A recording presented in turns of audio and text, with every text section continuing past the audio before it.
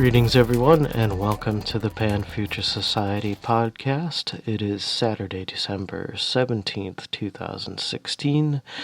This is episode number 30. Thank you for being with me here through these episodes. And the first bit of information, news, task thing to clear off the docket for today is that this will be the last show for the year of 2016. Since the holiday season is upon us and things will be busy in different ways in the next few weeks, and I also got a little bit of time off. I will be taking some time off from the show, and I will be back to bringing you this podcast in the new year. So I hope everybody has a fantastic holiday season out there, whatever sort of holiday you might be celebrating. And now on to your news of the moment.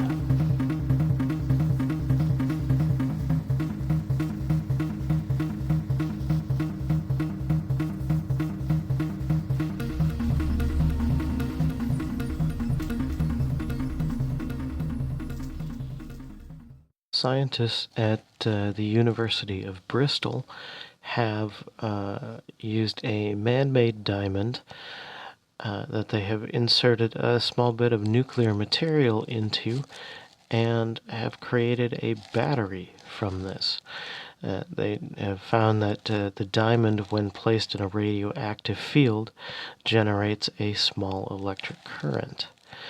Now, this technology could be used to deal with a little bit of the nuclear waste problem, although I would imagine these batteries might be very small, and I don't know how much waste they'll use. But some of its other upsides are that the diamond material completely blocks any radiation leakage, so it is completely safe. And although the amount of power provided by this particular battery design is very small, they can last potentially for many thousands of years. The scientists used carbon-14 in this particular case, and they say that a carbon-14 diamond battery would take almost 6,000 years to reach 50% of its power, which they point out is about as long as human civilization has existed. So despite their low power, there are many uses for batteries that provide a very low power, like pacemakers, high-altitude drones, satellites, or space probes, and certainly you could have multiple batteries in a system. But that could provide a great source of power for things like the New Horizons space probe that went to Pluto.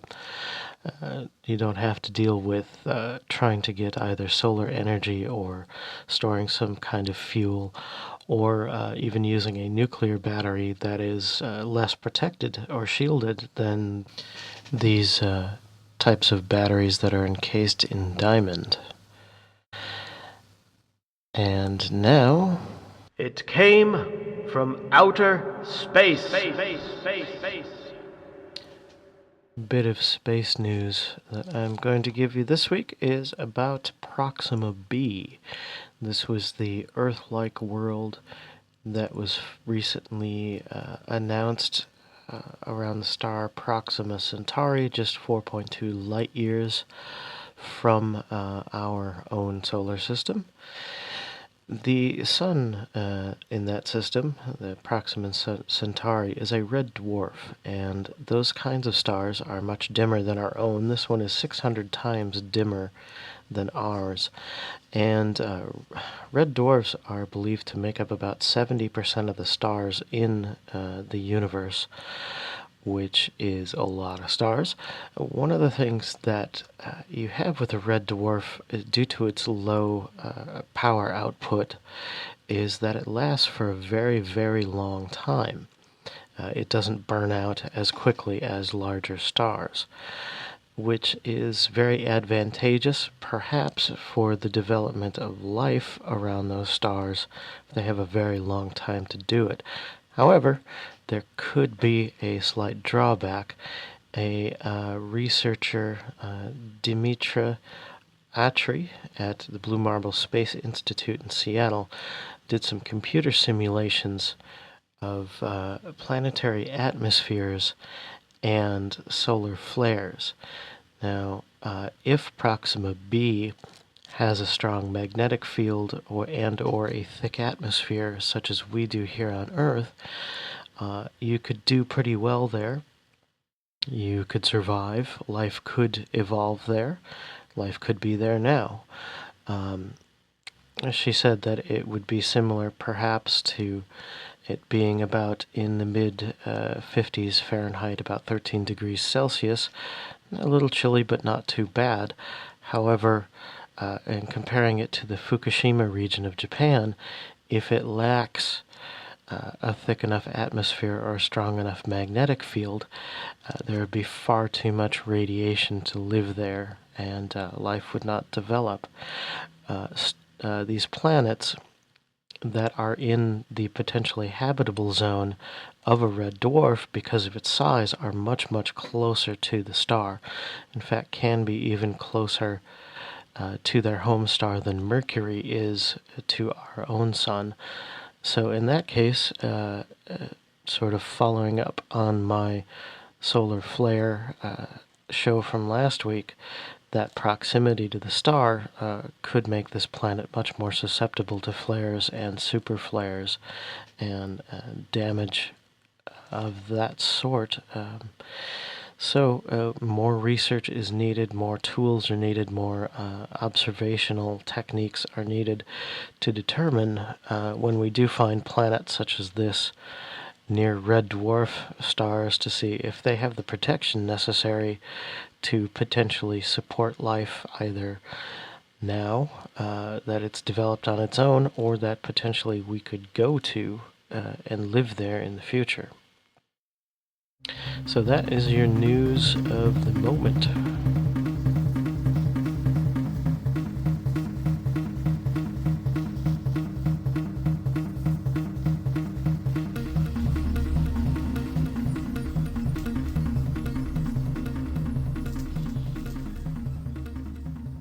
Now, carrying on with the main segment for this week, libraries. Libraries are hallmarks of civilization. The mere existence of a library shows that a society values knowledge and learning and has a desire to preserve that information so it can be shared with future generations. If planting a tree under which you do not expect to sit is a good thing to do, libraries are whole forests. Although libraries can be controlled by dictator governments or pressured to exclude certain works, for the most part, at least in the United States, where I have experience with libraries, I have not been to libraries elsewhere in the world, librarians have stood up for freedom of information and diversity of viewpoint, and for everyone to have access to their information. Libraries can be physical places with real books or online repositories of information. Both have their unique values, and both face challenges and threats to their long-term existence. Famous libraries of antiquity have been burned and sacked, and our modern digital information relies on technology that changes so rapidly access can be lost.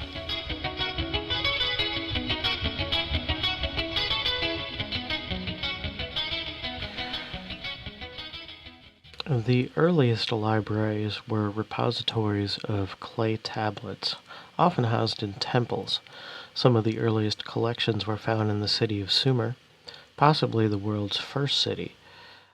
Clay tablets found there date back to about 2600 BCE. Most of these early writings record business transactions and inventories. Other ancient libraries dating up through 700 BCE include those in China, at Nineveh, and in Egypt. These writings exist on clay tablets and papyrus scrolls and include texts for the teaching of scribes, government documents, ancient tales like the Epic of Gilgamesh, and omen texts, which, while used in conjunction with supernatural beliefs, include observations of the moon, eclipses, star positions, the sun, and records of weather observations, as well as word lists, bilingual translations, and medical diagnoses. There is also evidence these ancient libraries had librarians and library classification systems. It seems that almost as soon as writing was invented to share and codify information, the need to archive that information for the future was recognized. It's also clear that from very early on, the need to copy these texts, either to share them or to ensure an intact copy was available, is apparent. The Library of Alexandria is the most famous of the classical period. Unfortunately, that fame comes from its destruction. It is unknown how much was lost, but estimates range from 40,000 to 400,000 scrolls being housed there. There were many other libraries in the great cities of that time, but Alexandria was the largest. During the European Dark Ages, many works by Greek and other ancient scientists and philosophers were left to rot, with all the available effort for copying texts devoted to the Bible and other Christian works. Fortunately, it's during this time that there is a boom in science throughout the Middle East and Far East, and these texts are copied and translated in places like China, India, and Persia. While these ancient libraries may or may not have been accessible to all, they were mostly of interest to a limited number of scholars. Later libraries were only open to members. Public libraries, as we now know them, started to become widespread in the mid-19th century. This growth went hand in hand with the growth of museums. While libraries have declined in popularity in the digital age, they still remain essential centers of research information in university settings, and public libraries have expanded their services to include modern technology, making it accessible to all members of the public. I think they remain essential cornerstones for long-term progress.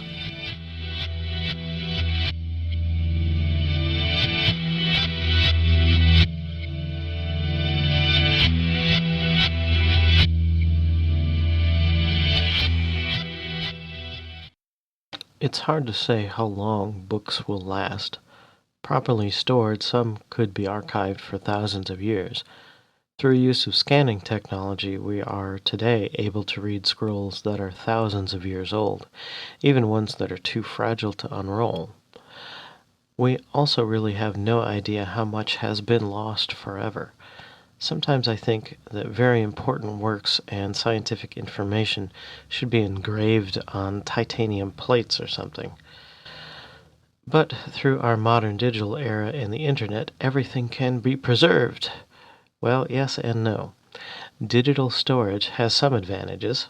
It's easy to access, and if on the internet, it can be had pretty much anywhere in the world.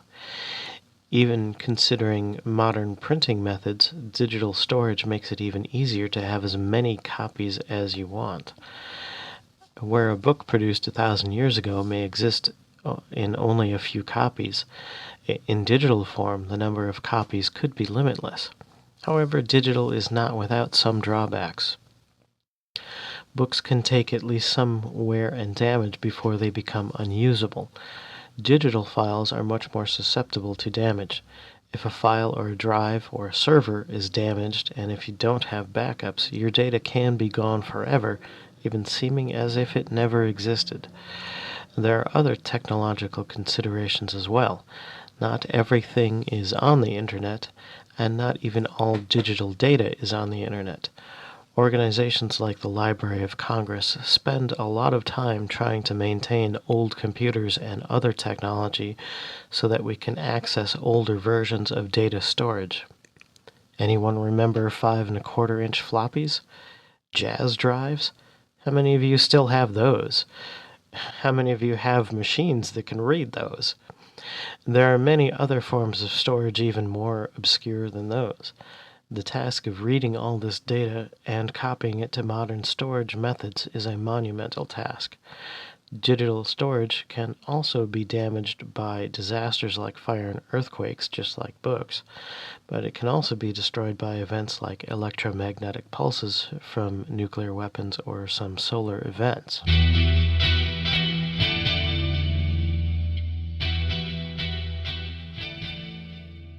And you might think this isn't a threat because many copies of things can be stored all over the world. This is true, but I don't think we have been thinking enough about digital libraries functioning like brick and mortar ones do. Yes, there is a massive fire hose of information online, but I think most of this is not what needs to be stored in a library. Librarians are an essential part of the library, being curators and caretakers of information. Given the problems we are dealing with right now with fake news, biased news, misinformation, information bubbles, and the internet is more like a Walmart after a tornado than a library. Organizations like the Internet Archive are tackling this issue, functioning as selective storage servers for text, photo, video, audio, and other information in a variety of categories. You really should check out the Internet Archive. It is a cool resource and fun to poke around.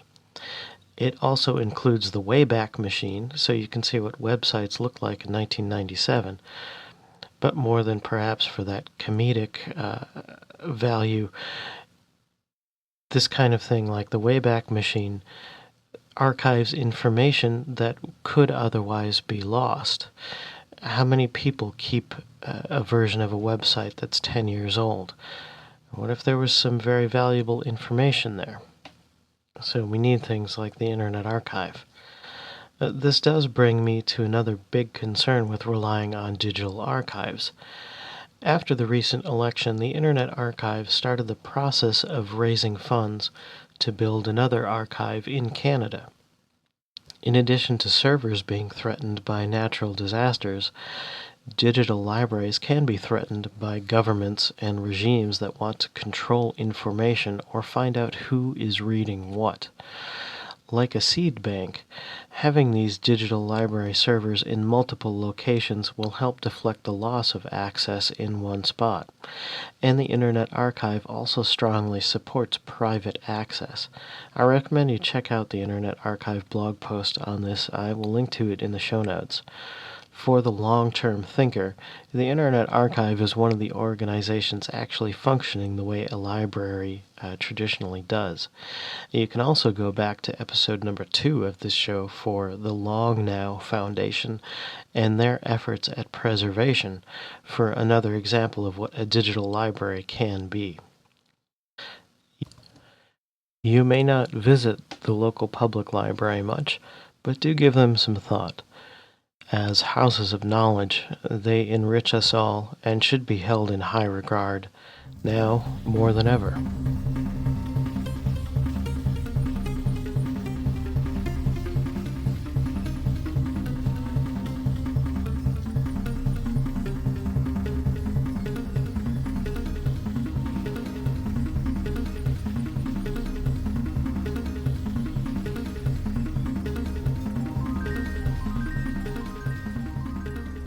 Thank you once again for joining me on the show this week.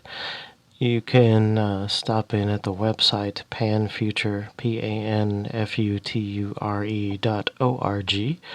Drop me a line at sean@panfuture.org, that's SEAN, or info@panfuture, or blah-de-blah@panfuture, because it'll all end up in the same email inbox anyway.